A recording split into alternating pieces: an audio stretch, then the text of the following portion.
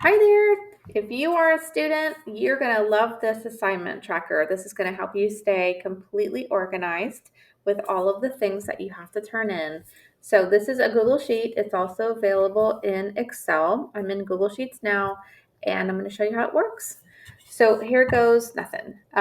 So we've got two tabs. We've got an instructions tab. When you click on the instructions tab, the link to the YouTube video will be here. And then we're in the assignment tracker. So we're here, and the assignment, let's say, is an essay. And then I'm just going to type in each cell, and I'm going to hit the tab key as I go along. The class, let's say it's language arts. So, and let's say it was assigned on the 22nd, if I can, 22nd. And then let's say it's due on March 15th. Now, when I put the due date in, just notice, see how it says days left to complete, and it's this weird number. Once I put the due date in, it's going to have a really fun, it's going to calculate something for you. So let's just see. Yay, look, it shows now that I have 29 days left to complete the project. So that's really important. Okay, so status, let's say it's in progress. It's going to take me about 35 minutes to complete. And then let's say that it's about low priority. And then let's just say later on I came back and I did turn it in early.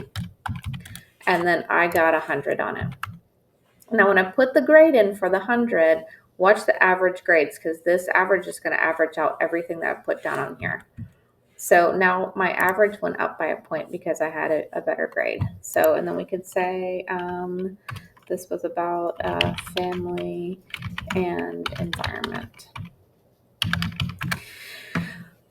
This here will show you the number of assignments that need to be completed. And so if we have something that's turned in, it's going to subtract it. So once you start turning things in, you'll have less things to assignments to complete. And then you'll also notice that the pie chart is going to show that you've got more assignments that are turned in. And then there's very few that are in progress and not started. So that's how that works as well. It's a really simple sheet, but it's super handy for you to keep yourself organized.